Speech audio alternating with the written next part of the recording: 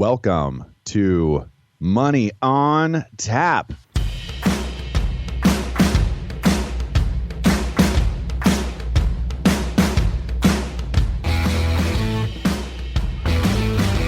Money on Tap, your personal finance headquarters, where we bring out the professionals' experience and some fun in what we call three-dimensional investing, utilizing insurance, brokerage, and fee-based planning. That's what we do on this show. We look at all sides of the issues, and we bring a fully independent planning perspective to the table. Welcome to Money on Tap. You can reach us at 855-226-8551 or info@yourmoneyontap.com.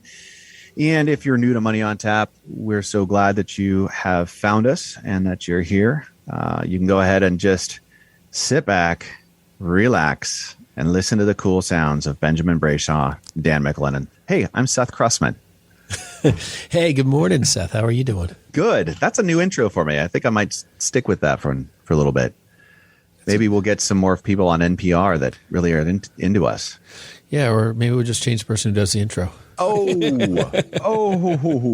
We're here for you today to talk about three-dimensional investing. That's what we do on Money on Tap. And Dan, Ben, and myself are all advisors, financial planners and advisors with Brayshaw Financial Group. That's what we do the rest of the week and the rest of the time. And today we get to have some fun with you as we talk about things that are important in our clients' perspective, in our clients' world and in our world. And that happens to be something each and every one of you have experience with, maybe not as an investor necessarily, but you have experience with. And it is location, location, location, folks. Yes, that's right. We're going to be talking about real estate today.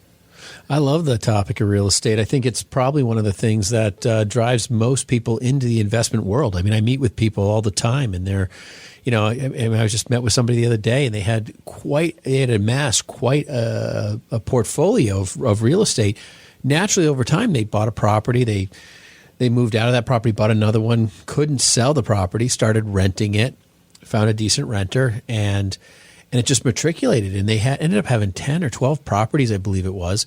It's just a very interesting conversation about how somebody who really didn't have a lot of investment experience, but became a portfolio of significant wealth. And it was just I think real estate is one of the best entry levels that most people have the opportunity to get into, that don't just instantly say, I really want to invest in stocks and bonds. Like real estate makes sense to people. They understand renting. They've done it themselves. Right? I mean, we've all been there on some level.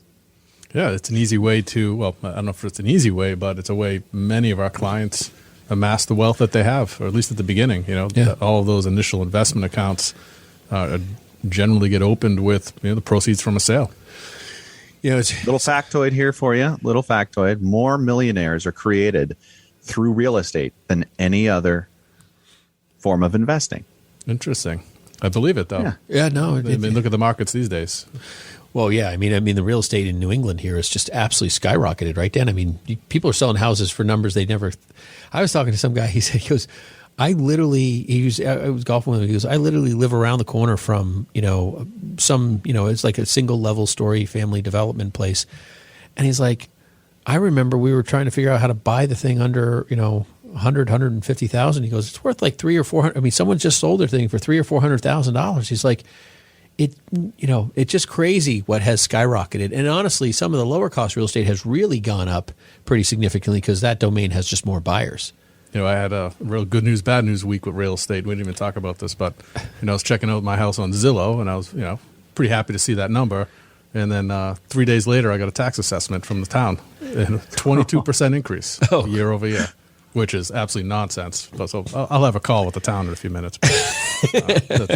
Shocking. Good news, bad news. Oh gosh, we've already started to just kind of disclose what are some of the inherent setbacks that are around real estate. For one, you were talking about the conversation you were having been earlier. It was the inability to sell that asset that actually put the person into the category of real estate investor, not just owner of their primary residence, that then turned into more real estate and more real estate, more real estate. But in some circumstances, that is one of the things that that is risky around real estate, right? It's not liquid. It's not. It's the highest risk asset out there, and when you're burned by it, it's burned hard, and that's a big thing to consider when getting into something. That's why when people say location, that's that kind of that driver, right? And that's where people frame that in the conversation with realtors and all the different pieces. But before we have our whole show in front of people for real estate, Seth, I think it's time for Money in the News.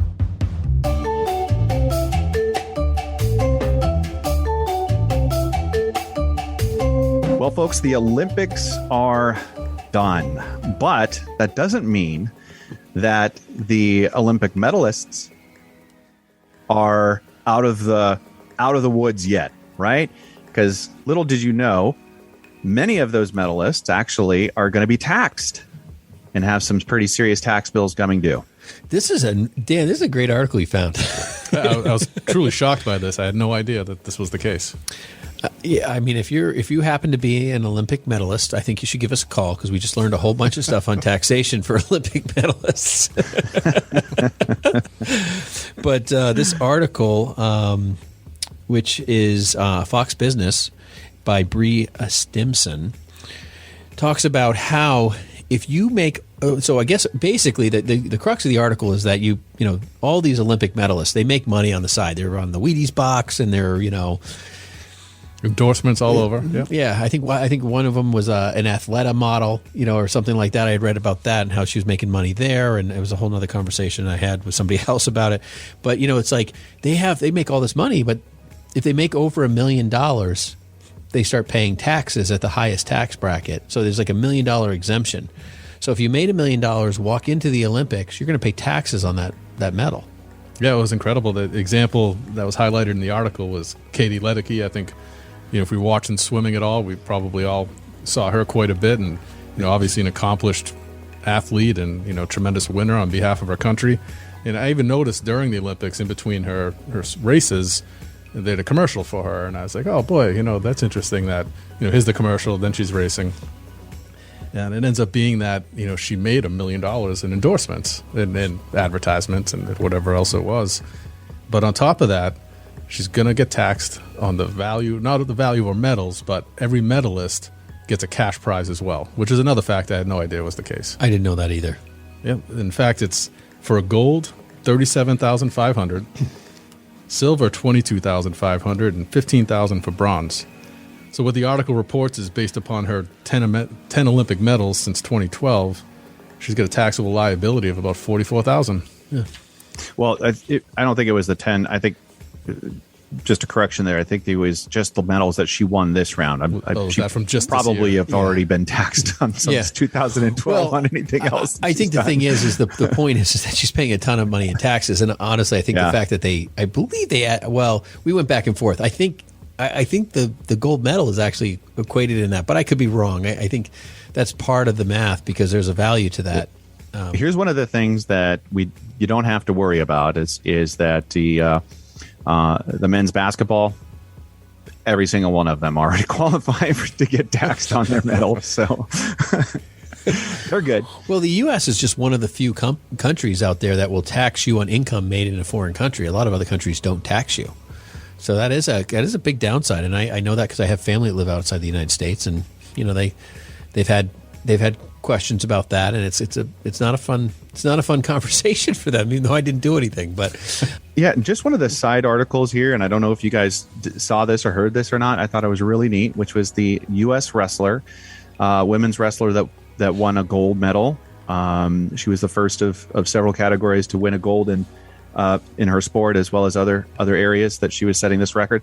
And she said that the winnings that she was bringing home, she wants to use that to buy her mom a food truck. And I thought that was awesome. I love hearing those stories. Well, food trucks are big out your way. They're not as big here, but I remember you taking me to that big food truck location in Portland. It was pretty cool. Oh yeah. Well, I want to impress you when you come into town, and might as well Take you to a food truck. take you food truck. You haven't lived until you've had Portland food trucks. Seth's like, you got to go to this place. It's got food trucks of all sorts of things. I'm like, food truck's not a nice dining out experience, Seth. Not in New England, but maybe it's just too cold for it. I was buying that round. If it was you buying, of course, we probably would have gone somewhere else. All right. It's safe to assume the rioters leave those alone. That's where they break. Let's go to the food truck. I'm done. Yeah. I'm getting hungry, yelling too much, burning too much. It's hot here. What's next, guys? Are we Oh, goodness are we on gracious. tap for inflation or I was going to do the 6 million.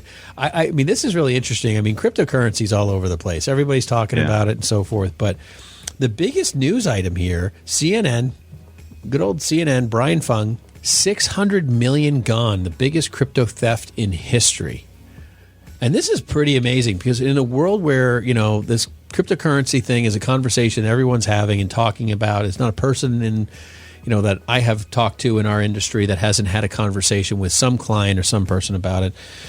But I think the vulnerability here is pretty sizable. I mean, this is not a bank robber walking into the, the corner bank in an old Western. I mean, these people are, they're sitting behind a computer screen. You can't see them. You can't find them. And, basically, this person basically hacked Poly Network.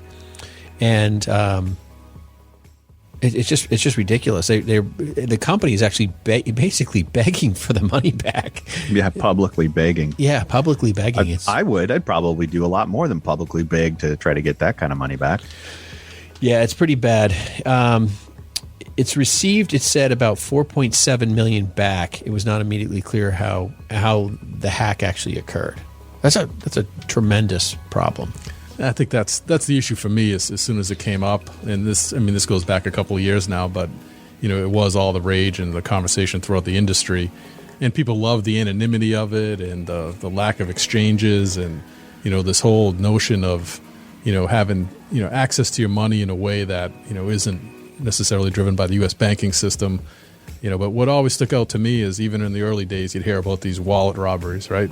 Someone's Bitcoin wallet got emptied out.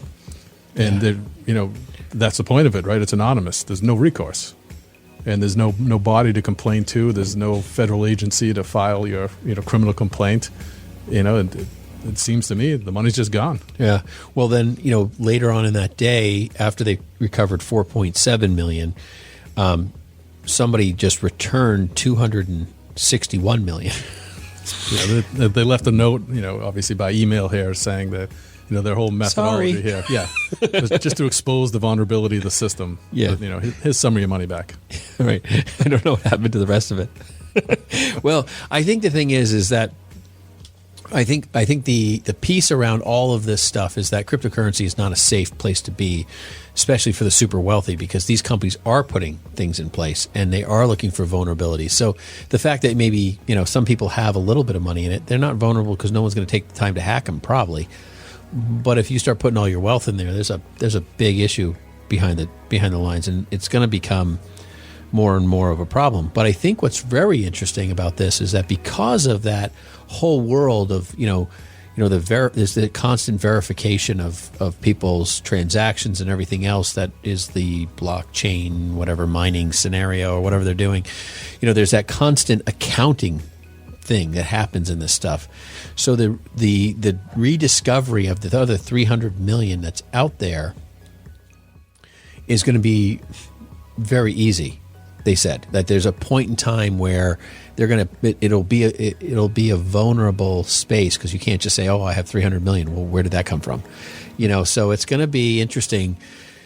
There's going to have to be some laundering going on, but the movement of that cryptocurrency is all electronic. It's all tracked. So yeah, I'm curious how that goes down. I think one thing's sure is that, in some form or fashion, regulation is coming. It is. And I think, in fact, built into the infrastructure plan that's, supposedly getting passed here upcoming is some form of taxation on cryptocurrency. So it's, that's the first step. And it's a soon to be policed, soon to be regulated concept. Yeah, and our friend Elizabeth Warren certainly put in her 2 cents here, really wanting regulators to have increased scrutiny of crypto platforms, and certainly asking the SEC what they can do to step in and have oversight in these platforms. But then, then that gets away from the whole original idea, I think, where this cryptocurrency was not necessarily evading. I don't think that's the word, but they just were not under the scrutiny or the ability of control for, central monetary systems, right?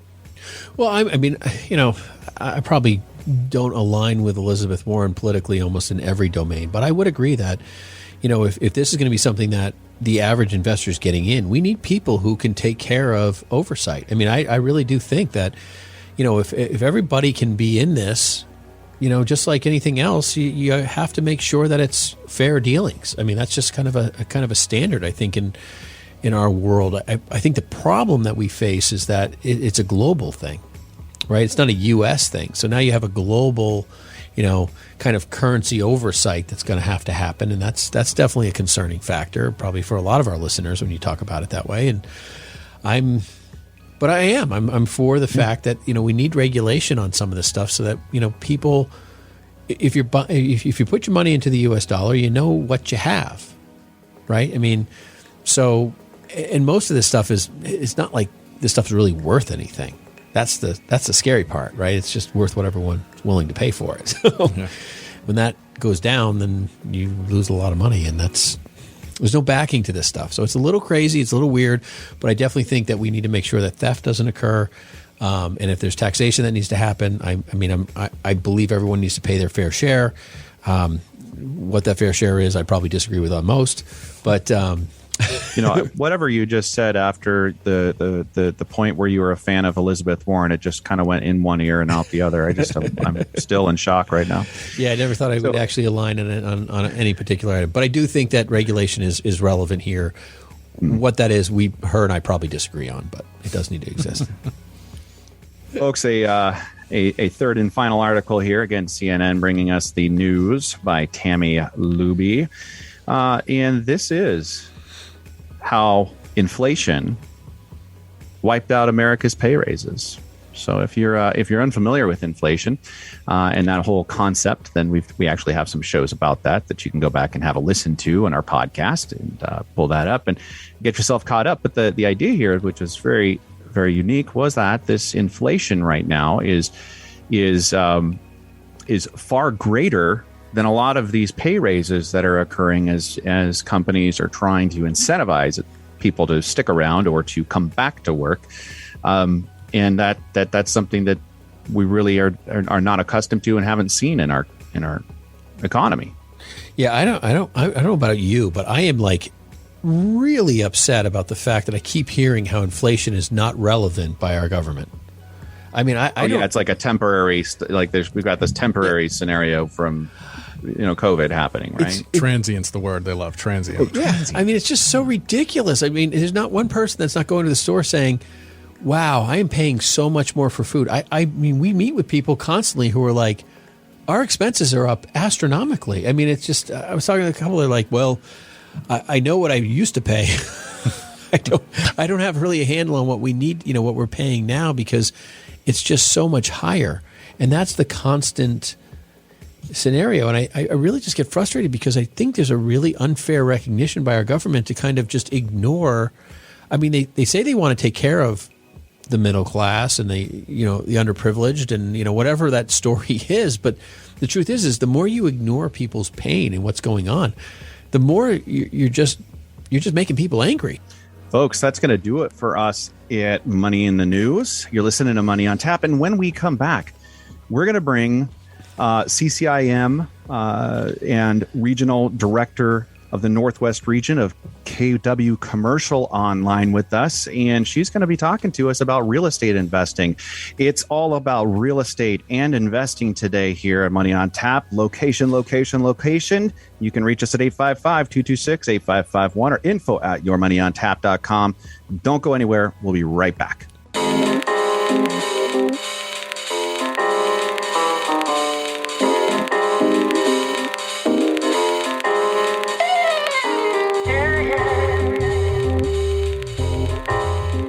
Folks, it is so much fun for us to bring you Money on Tap. My name's Seth Krussman, and I am one of the hosts here at Money on Tap. I'm also a financial planner. That's what we do. That's what Ben and I do. And the fun part is we get to have this radio show. We talk about important things that we think you need to listen to and be aware of to help raise the bar as far as your financial literacy. It's a big part of what we're trying to do here. The other thing that we're doing here as well, as financial planners, we are welcoming you to come and call us and to join us at Brayshaw Financial Group. Experience what complete wealth management looks like. Let's take a look at all sides of the issue, get a three-dimensional perspective, and put a plan around your next step. It's so critical. And so many people just leave this part out and then they find out later, oh, if I only would have known. Hey, don't let that be your story. Give us a call at 855-226-8551 or info@yourmoneyontap.com. If you have $250,000 of investable assets today, our plan is free to you. We think it's important for you to know the facts and have a playbook so you can have a successful retirement. Give us a call at 855-226-8551. Thanks for listening. Now back to Money on Tap with Ben and Seth.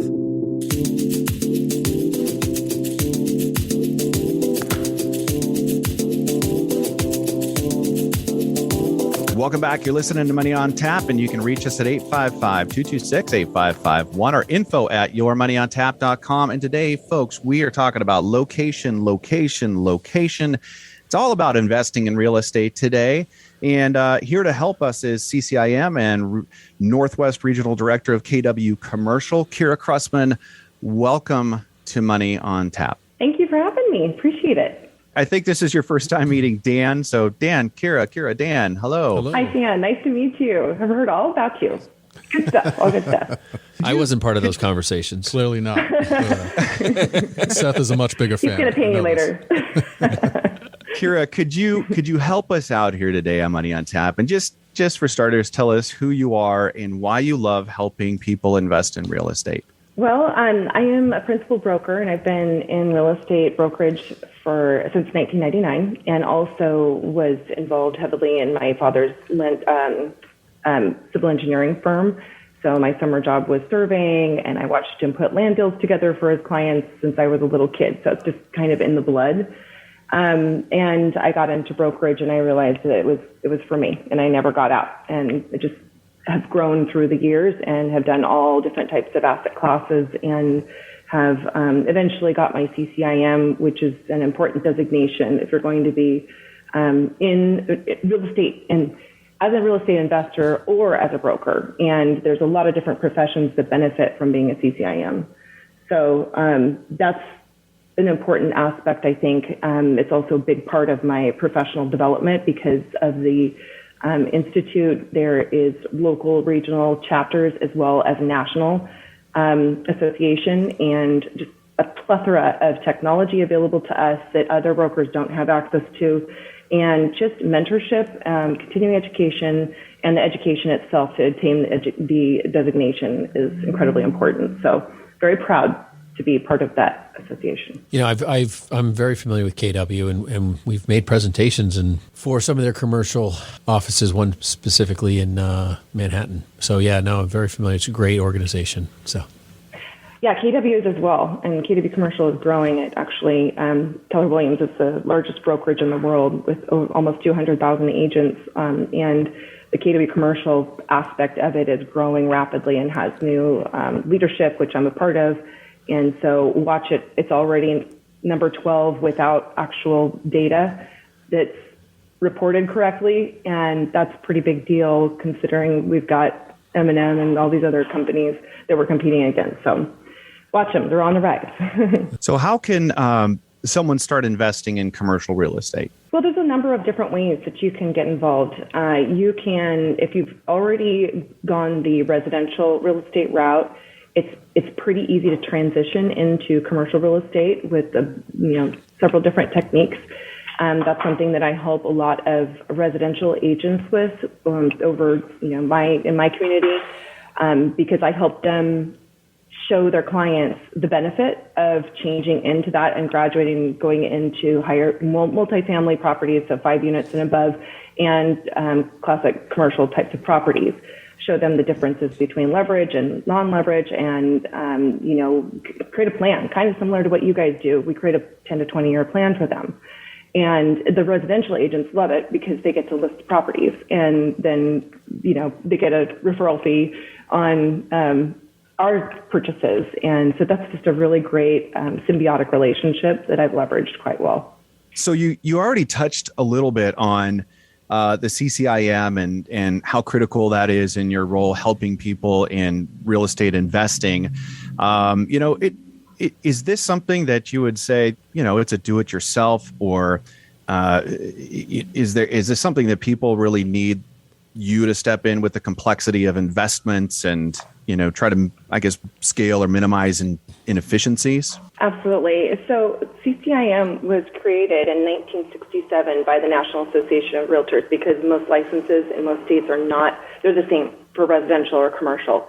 So they needed to create a standard. And the standard was to help clients minimize risk, enhance credibility, make informed decisions, close more deals, and then to also maximize the return on investment. So what they did is they created basically a mentorship program. So you have to go through extensive advanced coursework that typically takes 2 years to complete. Then you have to submit a portfolio of qualified transactions, and it usually needs a mentor involved with that. So 2 to 4 years of full-time mentored, supervised, I should say guided types of transactions, submit that, and then you get the designation. Now you get to practice on your own.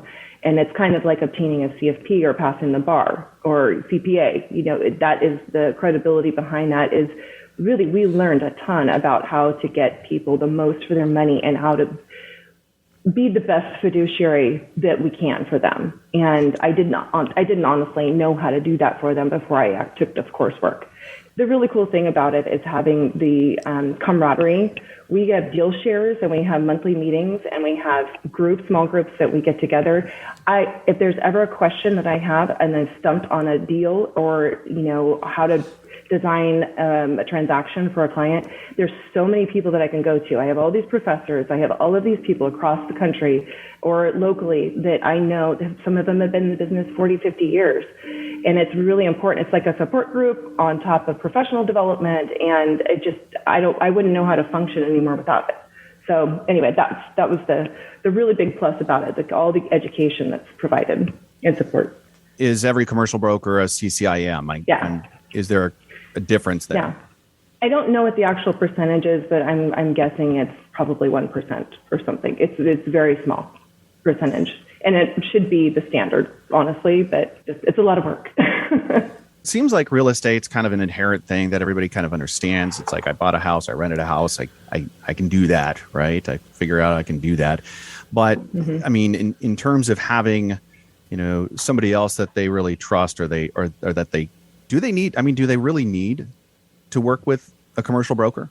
Well, I can't imagine how they could possibly come up with deals the way that we do. So we are the ones that are talking to the owners. We are talking to the other brokers all the time. We're the ones actually doing the transactions. So the actual data, you're not going to be able to get that anywhere else. There's things like CoStar that we subscribe to. There's a whole bunch of different ways that you can try to get data, but really it's up here. It's the conversations, and we know all the details about what's happening. And we trade deals all the time that are off market. In fact, a lot of commercial is off market. You can't just go on Redfin or Zillow. There's some of it's online, but a lot of it is outdated. So there's no restrictions for us about having to report within a certain amount of time. It's our listing. We want to keep it up. We keep it up. So, we just keep getting calls on it. So it's important for you to have these fiduciary relationships where there's trust built, there's a good rapport, where the broker trusts you, you trust them. If you have an exclusive representation with maybe a specialist in each asset class, or you just have a couple really great ones or one good one that you work with that you just know is going to do a great job for you. We're not limited to boundaries. We can do interstate, international transactions. So if you've got a good one that you trust, it's really, really important to have that relationship. Absolutely. You mentioned a little bit about people graduating kind of from the residential world into the commercial world, and for a lot of our listeners, they're probably much more experienced in the residential side of things. What's the profile, or what do you think is kind of the marker for somebody who might be ready to take that leap? Oh, I have some great case studies. One that it was a referral from a residential agent again, and just a great guy. He lived within his means.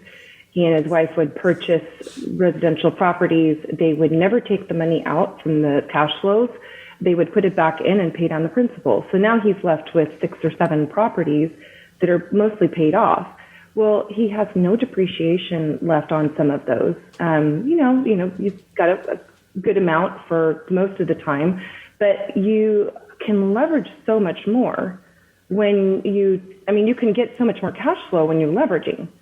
And so we actually just sat down with him and showed him a plan about, okay, let's say we take these and then we reposition them and we put it into these investments over here. Here's levered and here's unlevered. Here's your cash flows and your tax benefits. And it's all just a line item. So at the end of the day, they can see their cash flows, and I say, you can either, pay cash for this one, or you can leverage a bigger one or several others, and his cash flow all of a sudden is exponential. And so it's, his eyes were like huge and told me, I can't believe that I didn't see this ever before.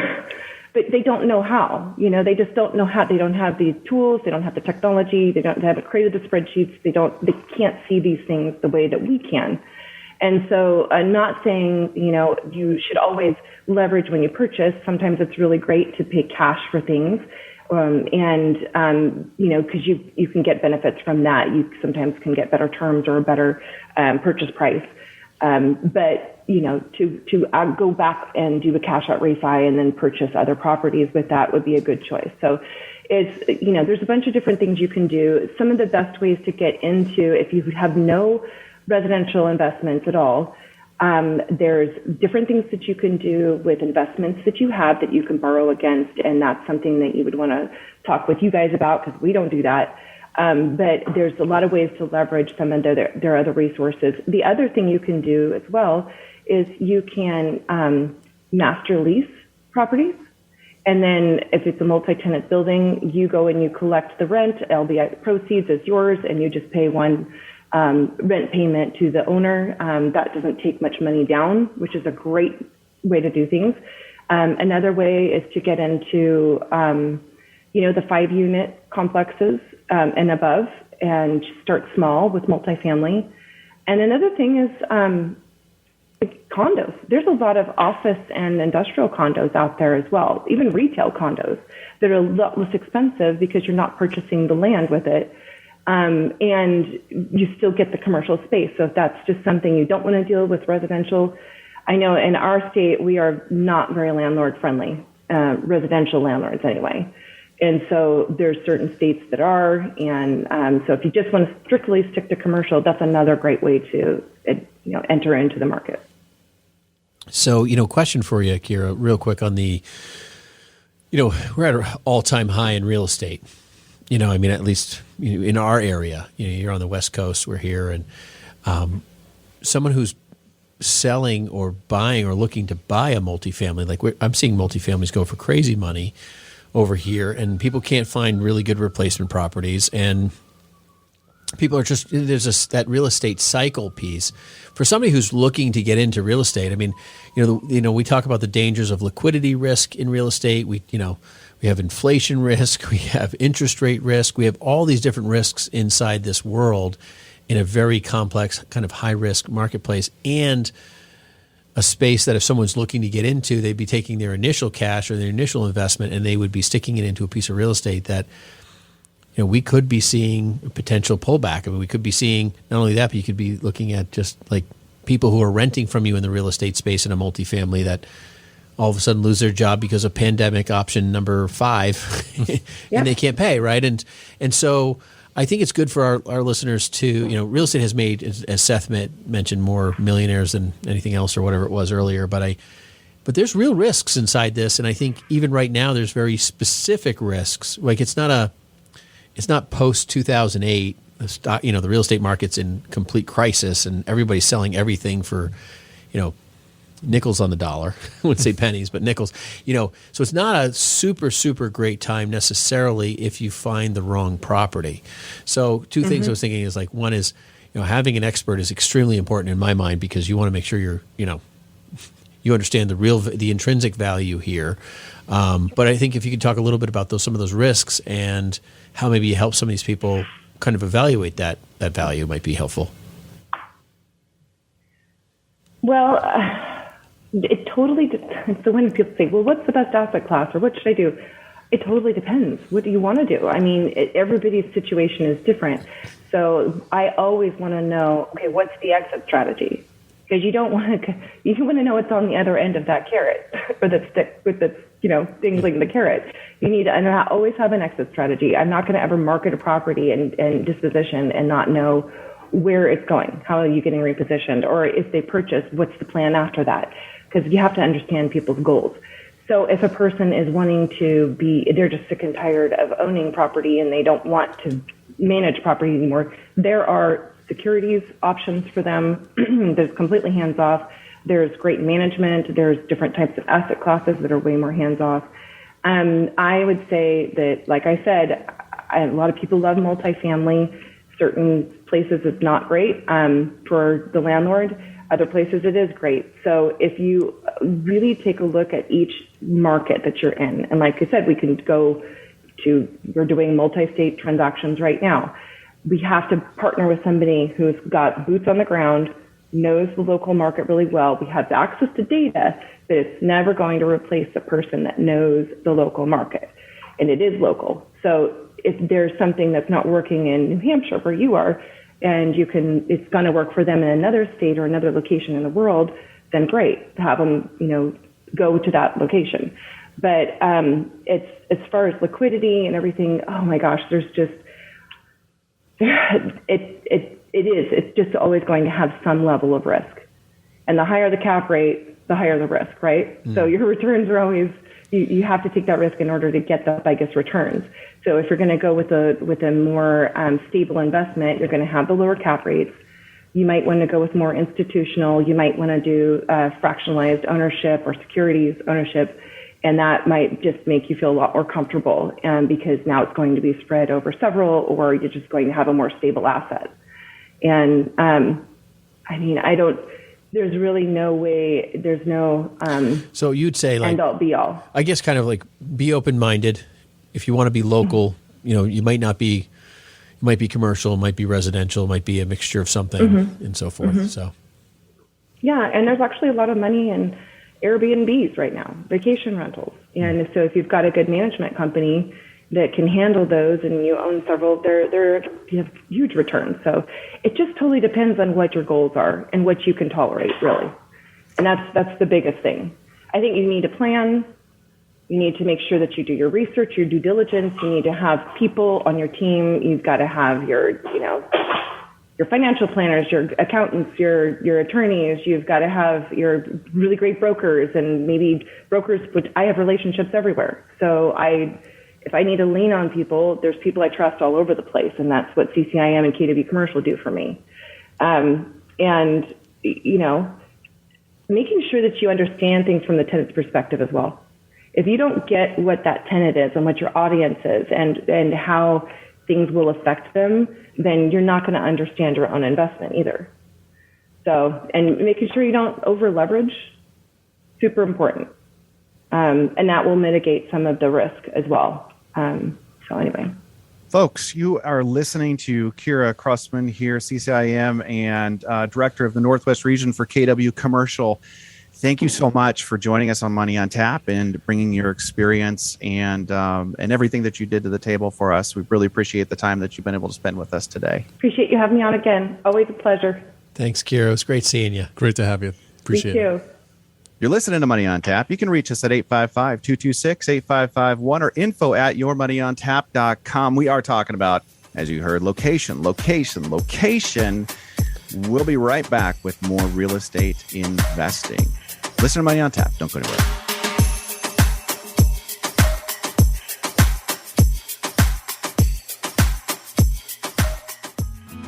For a number of our listeners, they have a lot of questions, and you might be one of them. Today, we're just offering what we call Zoominars, webinars over Zoom meeting rooms, where we have top experts, Social Security, estate planning, and financial planning experts for you to speak with, do a private consultation that way today. We're also having webinar-based Zoominars where we're going to have multiple groups where you can be part of that and enjoy that as well. Give us a call at 855-226-8551 or email us at info@yourmoneyontap.com to schedule your Zoominar. Now back to Money on Tap with Ben and Seth.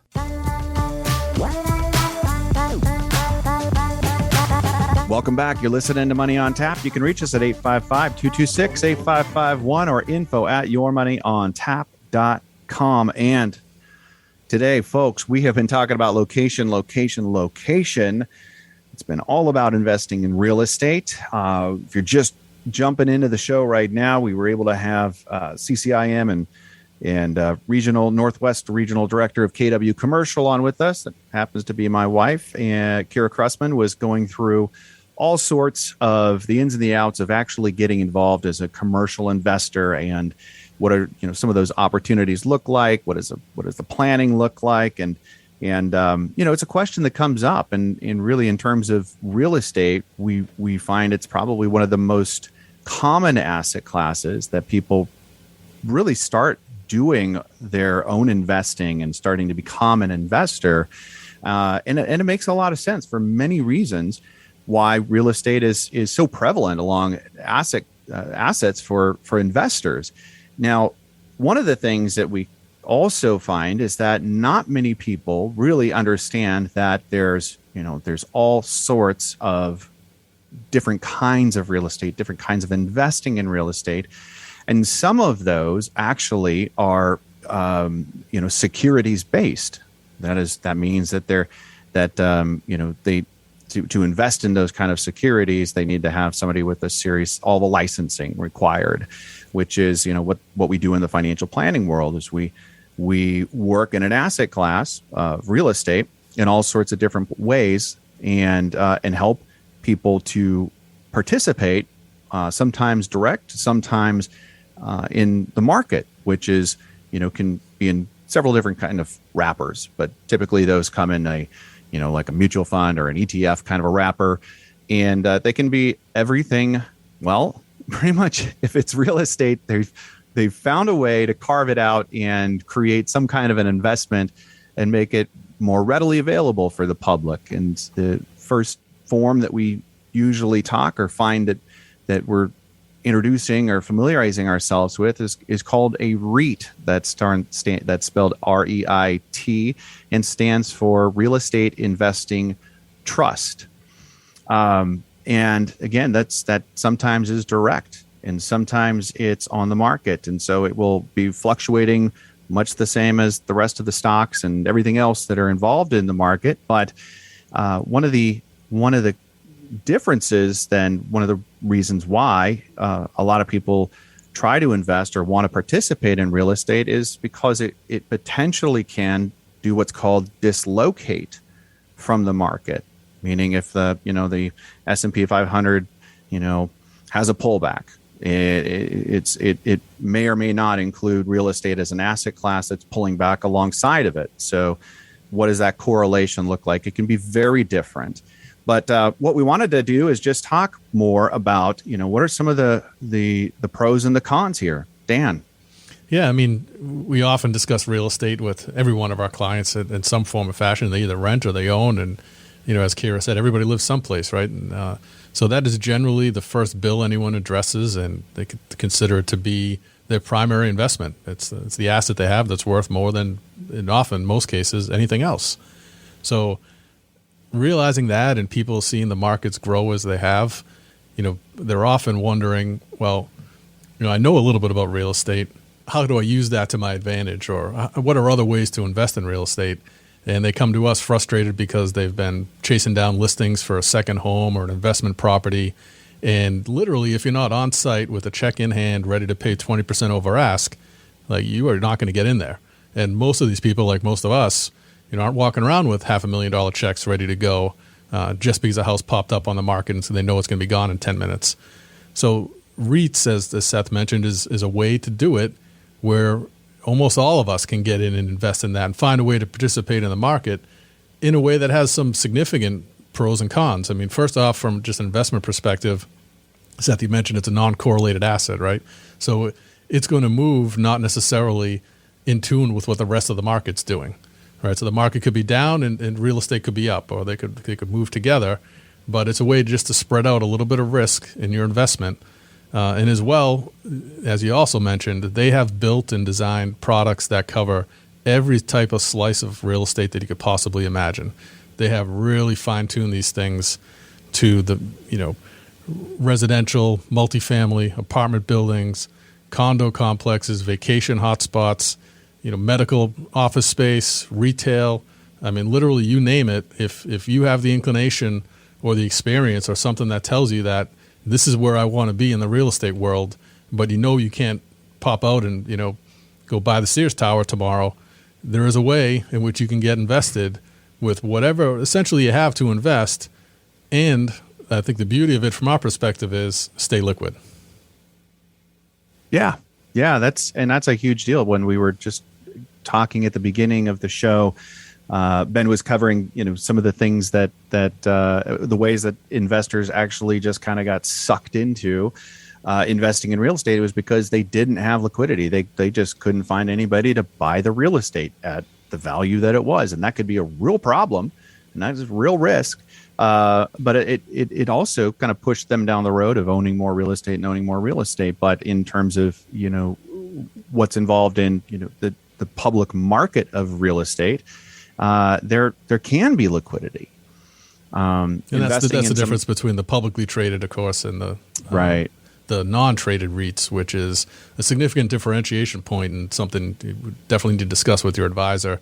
Some of them trade like a stock and you can be in and out in a day, and others, there are much longer commitments involved and less liquidity events available to you as an owner.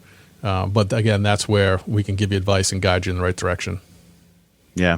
So REITs as a whole don't have a corporate tax, right? They're to be classified as a REIT, a company needs to meet some pretty strict requirements. And just an example of that is that they have to invest at least 3/4 of their assets in real estate and pay 90% of their taxable income to shareholders. And those that can check a box for a lot of people. On the other side of this too, there's not the other side, but continuing with that, there's the possibility to have some pretty significant dividend yields. And not all of these programs pay significant dividends. They just might kind of hold on to that asset class and still have some lower dividend yields. But I think the idea there with a lot of them is that they're fairly consistent. Yeah, I mean, REITs have a track record of paying around a 5% average dividend, whereas stocks are closer to 2%. Now, there's many other risks to factor in, but one of the things that we've done in the portfolios we work with is look for alternative opportunities to create income, right? We've talked a lot of times on the show about what's going on in the bond world and how interest rates have kind of dwindled. And, you can own a bond in a company at one rate and a stock in the company and potentially garner more income from it with additional upside potential.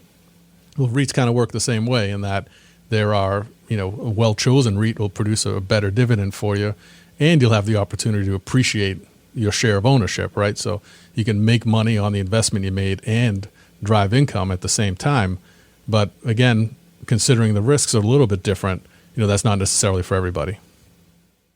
Yeah. So we've talked about the dividend yields, the corporate tax, the no corporate tax. Now, there's a total return potential, meaning you have that underlying asset. It's producing some kind of a dividend or some kind of an income. Well, there is the combination of those potentially working in your benefit to give you a total return, which can be pretty nice in comparison to possibly some other holdings that just were purely for the purpose of creating that income or that dividend for your portfolio.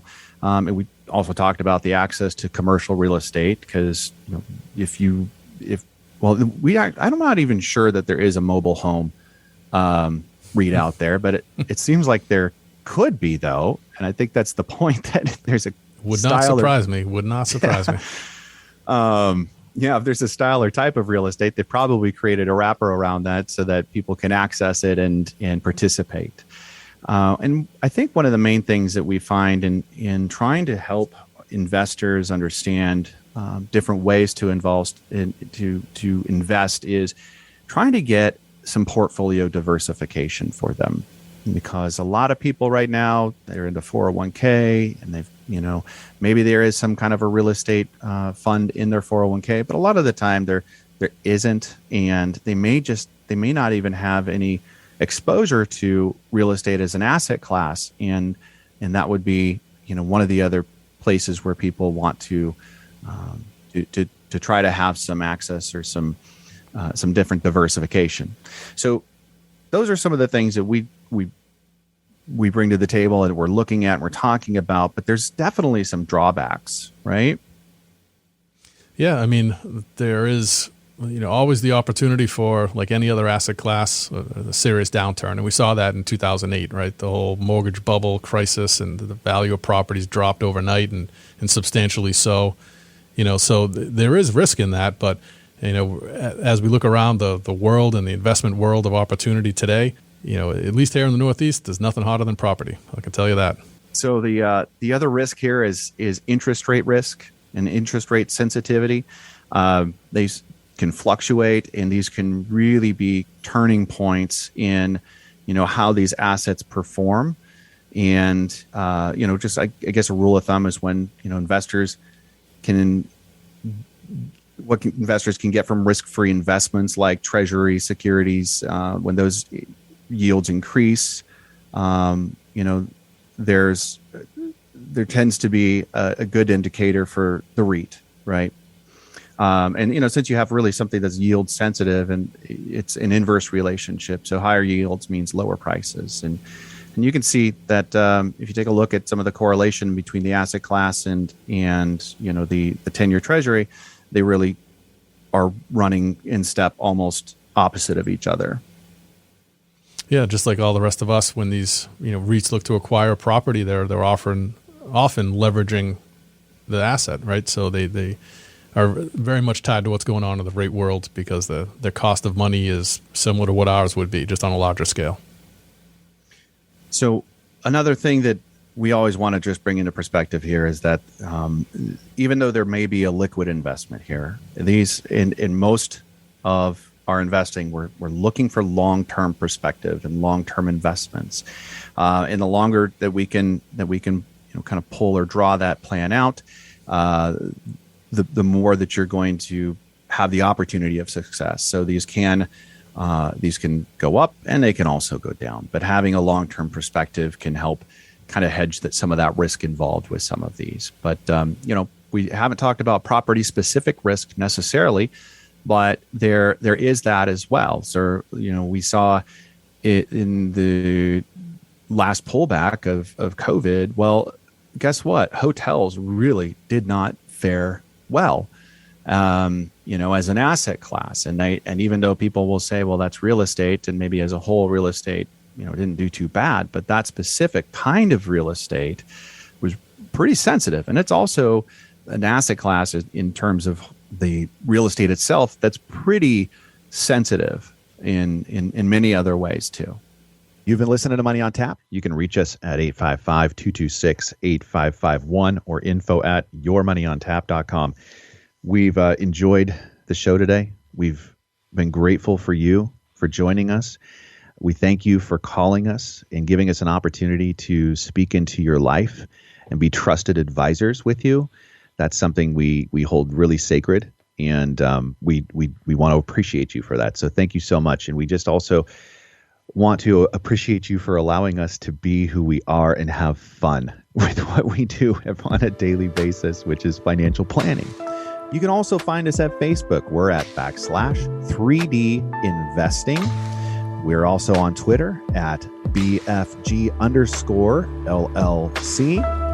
And as always, you can also find us at yourmoneyontap.com. Thanks for listening. Thanks for liking our podcast. We appreciate you, and we can't wait to make it a great day and a great life with you here at Money on Tap. The views expressed are not necessarily the opinion of this radio station and should not be construed directly or indirectly as an offer to buy or sell any securities mentioned herein. Investing is subject to risks, including loss of principal invested. No strategy, product, material, or tool mentioned can assure a profit nor protect against loss. Please note that individual situations can vary. Therefore, the information, products, materials, or tools mentioned should be relied upon when coordinated with individual professional advice. Past performance is not a guarantee of future results. This show may be subsidized in whole or in part by a product sponsor or issuer. Securities and advisory services offered through SagePoint Financial Incorporated, member FINRA SIPC, and a registered investment advisor. All other services offered through Brayshaw Financial Group LLC are independent of SagePoint Financial. SagePoint Financial and Brayshaw Financial Group do not provide tax or legal advice. Main office is located at 116 South River Road, Bedford, New Hampshire, 03110, and can be reached at toll-free 855-226-8551.